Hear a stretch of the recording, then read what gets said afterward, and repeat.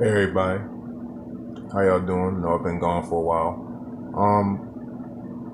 A lot of things have been happening since the past couple of months. We had the COVID-19 pandemic, which is still going on. We had the stimulus check.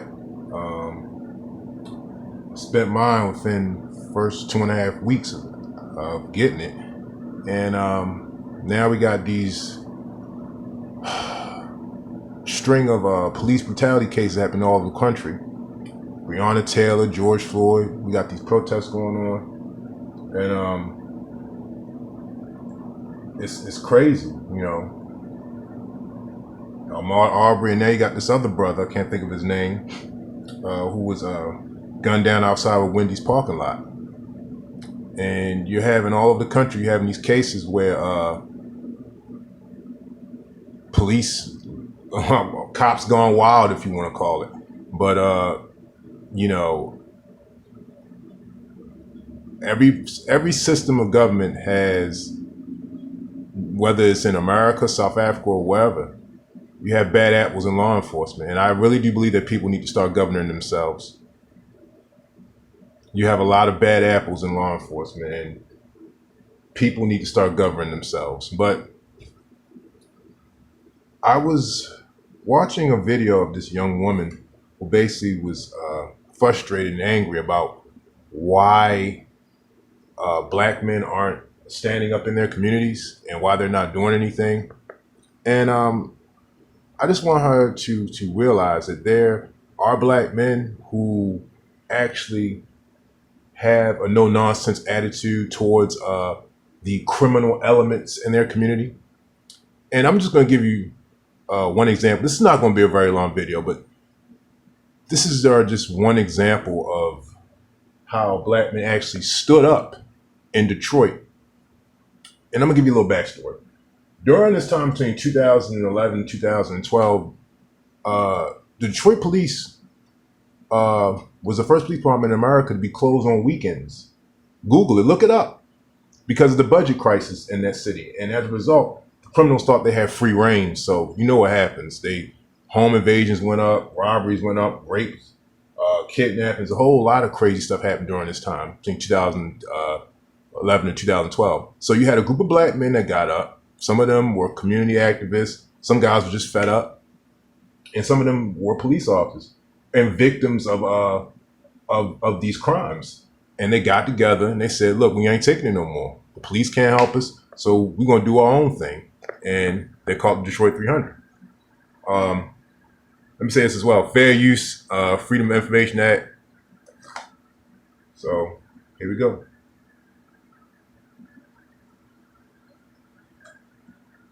This week, Detroit 300, the well-known crime-fighting community organization, announced its plans to hunt down the killers of children in the city of Detroit. In the wake of the recent murder of 9-month-old Delrick Miller IV, the group intends to target local hotspots where area gangs hang out. On July 10th, 2011, 3-year-old Ari Berry was shot and killed. She played inside her home. July 24th, 2011, 5-year-old Mariah Smith was abducted from her home, tortured, and burned in an abandoned house. December 2nd, 2011, 2-year-old Bianca Jones was allegedly abducted. Many in the community don't believe that, yet still today, she's missing. January 31st, 2012, 12-year-old Khadijah Davis was shot to death while she too was in her home. Finally, on February 20th, 2012, 9-month-old Delrick Miller IV was shot to death by AK-47 round as he slept in his home. We're calling on all men to stand up. If you have an ounce of courage in you, if you have an ounce of fearlessness in you, we're asking you to stand up. We're not asking you, we're demanding you to stand up. Because these babies have been killed on our watch. These babies have been abducted on our watch. These babies have been accosted and victimized on our watch. So as men, it's demanded upon us to stand up. Now our question to you is, where are the uncles, the cousins, the fathers, the brothers of these victims, these babies? Where are you at? And what are you doing? Message to the gangbangers. Anybody else that's engaged in a lifestyle that put babies like this and our seniors in jeopardy of their lives, we're telling you, there is no coming together with you. Period. There is no uniting with you. Let it be known from this day forward, you are our enemy. Period. There is no coming together. Period. There is no seminar. There is no workshop. There is no session. There is no sit down to talk about you. We are coming after you. Period. Today is the wrong day to be on the wrong side of the law. Reporting from the Northwest Activity Center.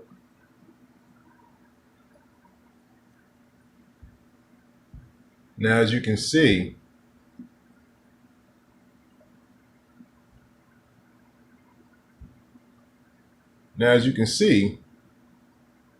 these brothers got together and they did their own thing. They didn't ask the governor. They didn't ask for out-of-state assistance. They asked brothers that were fed up and tired of what's going on in their community. Now, there's numerous videos of these brothers actually. I got something really, really awesome for you. Yes, that's me. There's a lot of these videos of these brothers actually going throughout the city during that time and checking these guys that don't want to get themselves together and who just want to rob and kill and do stuff like that. Most of these videos are searching for, rapists. It's sad. So, you have people, especially, I understand a lot of these sisters like, why aren't the black men doing anything? These brothers actually were doing something. You know what I'm saying? I believe every city should have an organization like this. Let me show you one example of what they were doing.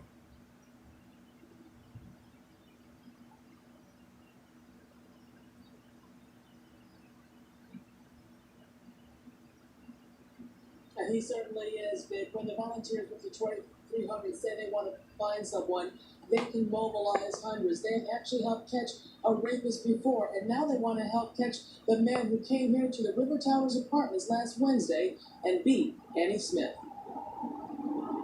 It was a horrific crime caught on surveillance tape. The brutal beating of a 70-year-old woman repeatedly hit and robbed in a lobby area of her Detroit apartment building. And later today, members of Detroit 300, a group of civilian crime fighters, will be back out like they were last night, looking for the man responsible. We saw how grandmother, how her face was bashed in, and repeatedly, we as men, we just can't sit here and take it. Tuesday night, members of Detroit 300 were out in full force looking for tips and even running to follow up on one. And the civilian crime fighters say they will continue to hunt for the man responsible for beating the senior citizen, street by street and room by room, because what he did, they say, will not be tolerated. We're out in the streets. We're going to be here until the guy is caught. We're in building. We've been here. This is like the third or fourth day. We were inside buildings now. We're going door to door, passing out flyers. Any kind of tip that we can get, we're calling, let the police know. We're going to find this guy. Thankfully, Annie Smith is recovering from her injuries, and police say her attacker appears to have a bow-legged walk. So if you have any information on who he might be, please call Detroit Police or call Crime Stoppers at 1-800-SPEAK-UP. Reporting live on Detroit's East Side, Kimberly Craig, Channel. That's just one example. I can give you another example of some of the other things they did. A lot of they always say, "Oh, black men, why aren't they doing anything?" It's because, here's a video of them going on patrol.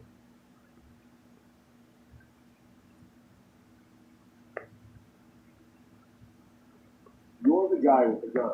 Sorry about the ad. You do anything to protect the ones you love.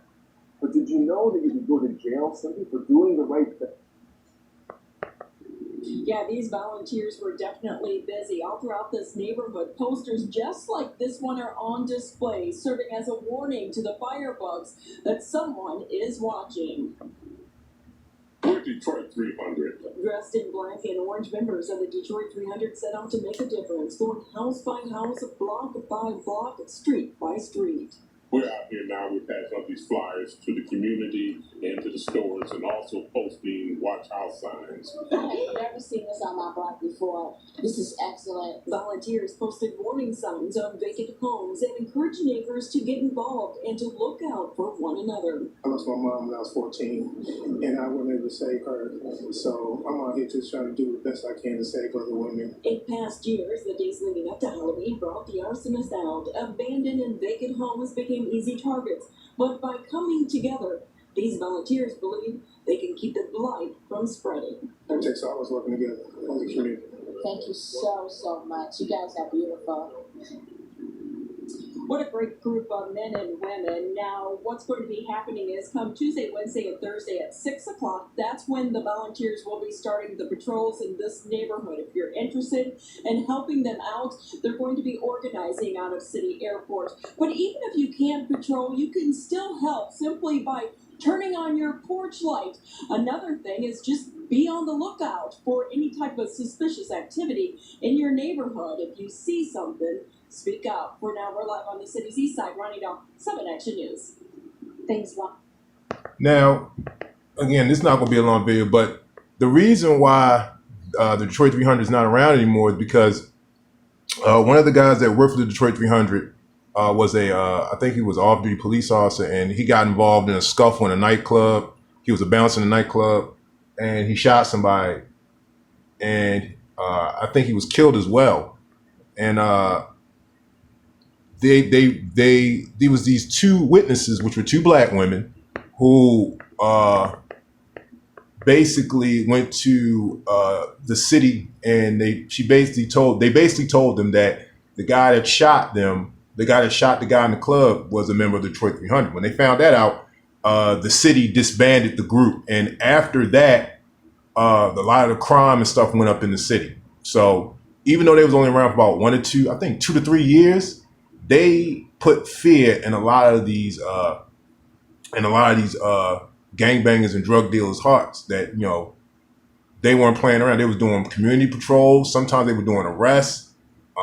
Like I said, they were doing things that the police at the time were supposed to do, but because they weren't being funded and stuff like that, they really wasn't worried about it. Sad to say. But yeah, these men got together and they got things done. But there's a lot. But like I said, you know, this is why this is a response video. You know, there are, like I said, every city should have a Detroit 300. I was organizing, believe it or not, trying to organize some brothers together. But like I said, in cities, if you don't know, I live in Baltimore. I'm in the process of moving. A lot of brothers, they're not on my level, so this is why I'm saying I'm moving. But I do know that in cities where there's a lot of crime, a lot of things can't get done because, you know, a lot of politicians have money in the prison industrial complex. They got stock in the prison industry, so they make money by putting a lot of our brothers in prison, so they don't want the crime to go down. So, like I said, these videos where people say that brothers aren't doing anything, they are doing things. And like I said, I'm in this video, I believe everybody should be armed. All law-abiding men and women should take self-defense lessons, sad to say, because at the end of the day, a lot of these brothers and sisters, they're not going to change. They love dysfunction. They love violence. So, yeah,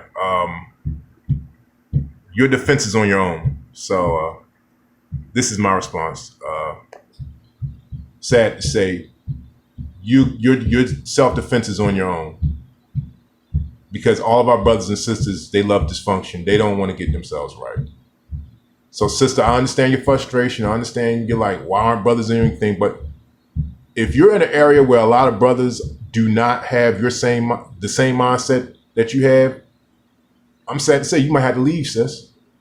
You might actually have to leave because your safety is in jeopardy. So this is my response to your video, and I'm going to leave some links of some other sisters and brothers that have more solutions than I do, including organizations. So until then, take care, sis. I enjoy your commentary, and